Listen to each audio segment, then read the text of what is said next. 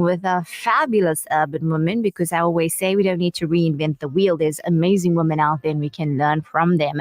Today on our spotlight, we have Christie Marie Kruger, and she's a specialist wellness counsellor with extensive expertise in supporting individuals through trauma and crisis situation and mental health and life challenges. So we're going to be chatting with her. Christie's dedication to holistic well-being, social justice and community upliftment is rooted in her advocacy for human rights and a commitment to addressing structural discrimination and stigma, particularly within marginalised communities. Good morning, Christie, and welcome to Urban Women.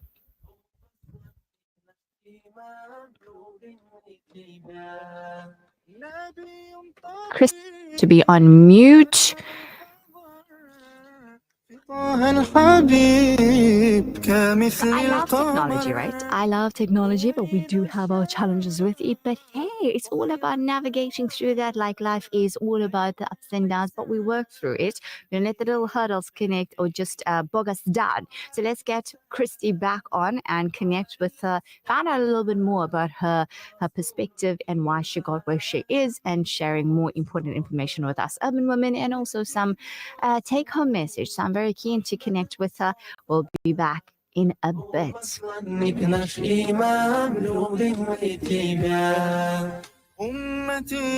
أمتي قالها المصطفى يومها كل عبد بالرسول اكتفى أمتي قالها المصطفى يومها كل عبد بالرسول اكتفى. Discover Bali this December. Let Shaw Mithas Travel guide you to the heart of Bali's charm and beauty. 7 nights from only 26,990 Rand per person sharing. Departing 15 December, return 24th December. Includes return flights, 7 nights accommodation, breakfast daily and transfers. Contact Shaw Mithas Travel on 031 207 6987 or email info@mithastravel.co.za to secure your seat. The Outreach Slice of Life campaign. Since its inception, our Slice of Life has touched the lives of countless individuals through our distribution to schools, old age homes, orphanages, and deserving families within our community. This initiative has been instrumental in alleviating hunger. For only 9 Rand a loaf, you will be providing a family with their daily staple, bread. Donate now on www.alansar.org.za or call Outreach on 031 208 1601. Previously on The Breakfast Rush. A chance for us to put a big smile on your dial to the tune of 1,000 Rand this morning. Now, all you have to do is just get 5 out of 5 questions correct. You will have approximately 10 seconds to answer each question. If you miss the time, you're out. If you get it wrong, you're out. The last thing you want to hear is this. Come get your brain squeezed on The Breakfast Rush, Monday to Friday at 7:20-ish a.m. Answer 5 questions, and who knows, you could take away cash money from the Willerton Group of Companies.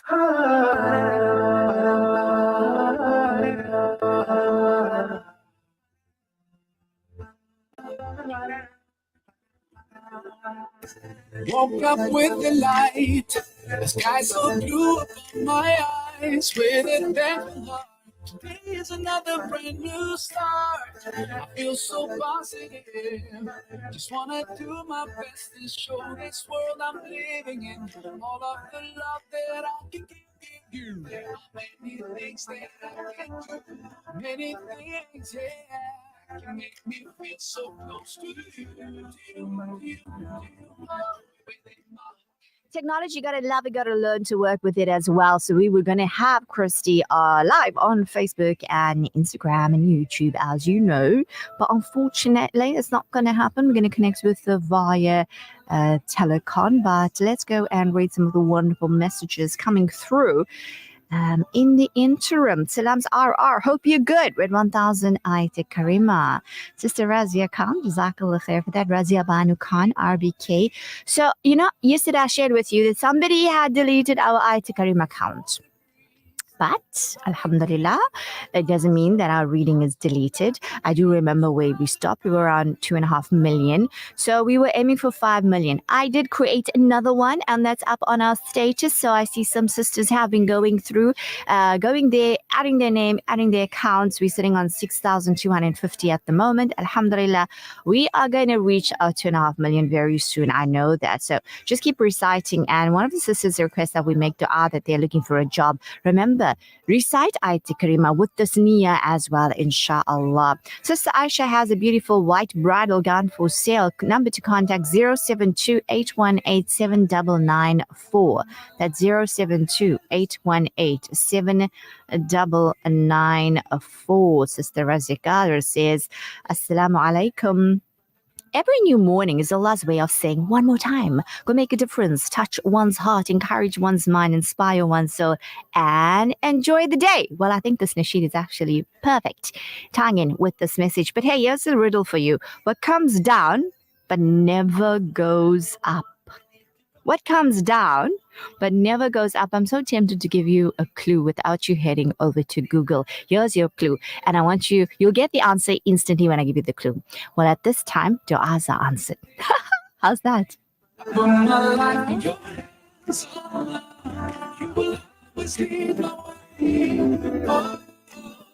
Assalamu alaikum. The miracle of friendship. There is a miracle called friendship that dwells within the heart. You don't know how it happens or when it even happens, but the happiness it brings you always gives you a special lift. And you realize that friendship is Allah's most precious gift. Salams and du'as, Mrs. Ahmed. Jazakallah khair for that. I will continue sharing some of the wonderful messages that are coming through. But for now, it's time to continue with our spotlight segment. As I said, we have Christie Marie Kruger, who is a specialist wellness counselor with extensive expertise in supporting individuals through trauma and crisis situations. So let's go and connect with her. Good morning, Christie. Hope you can hear us, and welcome to Urban Woman.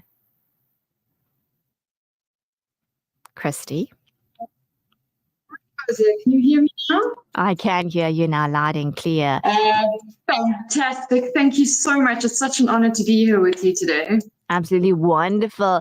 Now, Christie, I think in my field as well, I see a lot of people going through some very dark patches in life. So share with me what inspired you to pursue a career in wellness counseling and specialize in trauma and crisis support. I think the first thing that led me in was my own journey and having to face trauma and crisis alone, which led to some behavioral issues. This is when I was much younger. And as I've gotten older, I've realized the importance of when people go through that crisis or the trauma, to have someone next to them who just holds their hand and says, okay, you're not alone. And that's what brought me to this point. I also work a lot with NPOs and NGOs where we deal with a lot of gender-based violence. And in those crisis and trauma moments, I noticed that there was often a lack of immediate support. And so I thought, well, there's something that we need to do here. People have paid kindness to me, and this is my way of continuing that cycle of care. How beautiful. A candle has to burn in order to give light. It's so true, because then you can deal with empathy. And I think that's so beautiful. As you said, people were there to support you. And often, I think if you haven't understood somebody's journey, it's so easy to be judgmental. And that's the last thing somebody who's experienced trauma or going through a crisis actually needs, because you just need somebody to hold your hand. And as you said, just say, you are not alone. Christie, if I may ask, what strategy do you use to address stigma and discrimination within marginalised communities? Well, a lot of the work I do through NPOs and NGOs deals with marginalised communities. And, though that marginalisation is often compounded by stigma, discrimination, preconceptions, misconceptions. And in order to try and address that, I'm involved in a lot of activism and advocacy work. And in order to address stigma and discrimination, we often have to, and it's a sad fact, but we often have to humanize the people that we deal with. So we need to uplift their voices, share their stories, so that we can make a human connection, a human to human connection. because I think many of us will drive through Durban and we can see the homeless or our people living on the street, and there's a disconnect. And we often have preconceived notions of how that person has ended up there. True. Whereas if you listen to their personal story, that's when the empathy arises, where you're like, wow, this could have been me. And so uplifting those voices, giving them a platform, that is a lot of the activism and advocacy work that we do, is actually letting those lived experiences be amplified to create human connection, a human to human empathetic connection. Absolutely. Humanize them. That's such a beautiful way of saying it, because I think many of us walk around with a preconceived story of others, and that's where the judgment comes in. Yes. So it's so important, do not judge. Yeah, it's easy to just say this about them. And you know what startles me, Christie, is that people say it with such conviction and so much of affirmation in what they're saying, but without even speaking to that individual. And as you've beautifully said, share their stories, allow them to have that voice. Can you share a particularly rewarding experience where you help someone navigate a life challenge or crisis with us? This is actually a difficult question to answer. I don't think because there's any one thing that specifically stands out. I mean, it is wonderful when you are supporting someone and you start seeing them grow and they gain control of their lives. And I think one of the most rewarding things is when they don't need me anymore, when they can stand on their own 2 feet and they go, okay, thank you. And they move on, and to watch them move on and live a fulfilling life is very rewarding. Absolutely. But then there's also the fact anyone in mental health will mention that we don't always get the outcomes we want or that we hope for. And so outside people will be like, well, that was a fruitless endeavor, or there was no positive outcome.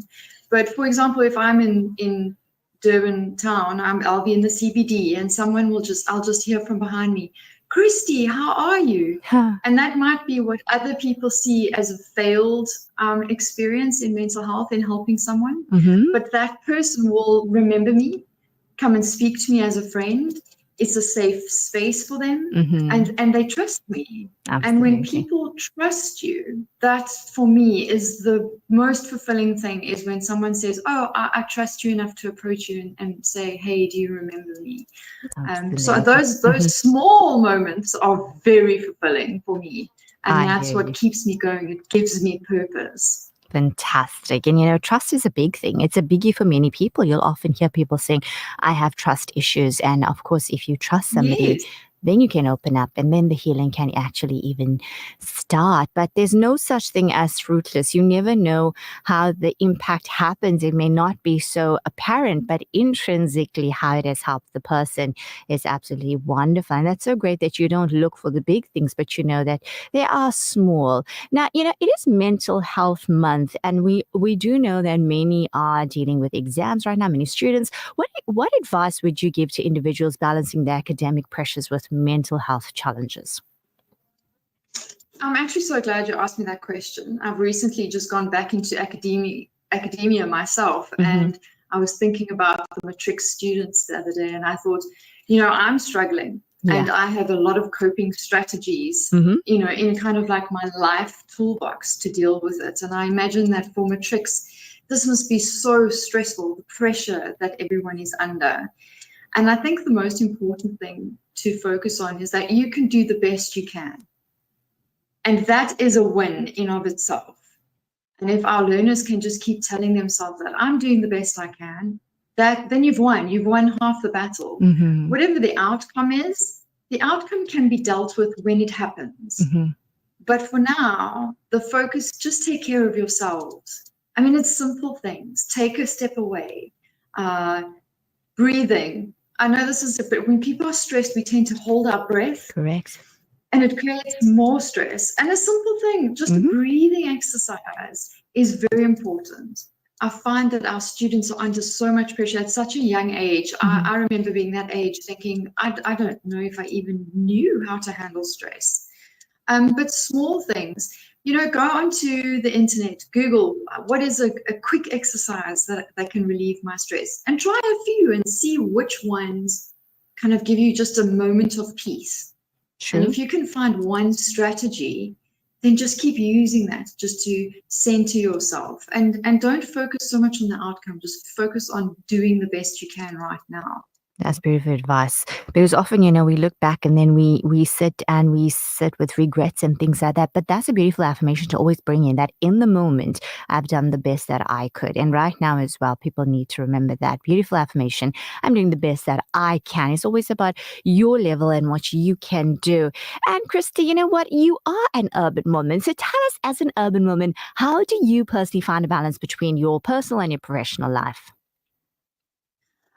Well, that varies from day to day. And I think anyone who's a professional woman who has a personal life or activism, advocacy, we have these aspects that are across the board, and trying to find a balance is, let's be frank, impossible. And so we manage it on a day-to-day basis. Correct. So I think for every person that is trying to balance work, life, family, advocacy, activism, and a lot of us are involved in helping others, that balance is a day-to-day thing. You wake up in the morning and go, okay, what needs my focus today the most? But I find what helps me a lot is having a time out. So every single day I have 1 hour that is just mine, that I set aside. I'll come and sit. I've got a little safe space in my office with my candles and my incense burning, and just block the world out just for an hour, just to recharge myself, because I feel like we're cups of water, and we're constantly spooning water out in all our different aspects of life, and that cup starts running a little bit empty. And so sometimes it's important just to take an hour and go, okay, this is just for me. I'm just going to fill that cup back up so that I can carry on doing what needs to be done. And some days it's easy, and some days it feels impossible. But my aim is to just take each day as it comes. Wonderful. So I try not to be too hard on myself. If today did not work out as planned, we'll try again tomorrow. It's okay. I'm human. I'm full of faults, but I'm also trying my best, and I have to acknowledge that and validate that all the time. It's important to validate ourselves and go, you know what, you tried, and that was great. At least you tried. Absolutely. And maybe tomorrow we'll try again, and maybe it'll be better. Maybe, Indeed. Well, I'll say thank you so much, Christie, for that very real way that you balance, because that is authenticity. That is just taking each day as it comes and realizing that you're human, and validate yourself, because often people look for others to validate them, and that never happens because everybody doesn't do it for themselves. They just want other people to do it. So that work and that onus is upon us. It's been so wonderful connecting with you, Christie. I do wish we had more time, but it is time for me to wrap up. We do wish you a lovely day further, and thank you so much for your time. Then bye for now. Thank you so much. Have a lovely day. You too. And that was Christie Marie Kruger. And as you've heard, she's dedicated to holistic well-being, social justice, and community upliftment. She's rooted in her advocacy for human rights and her commitment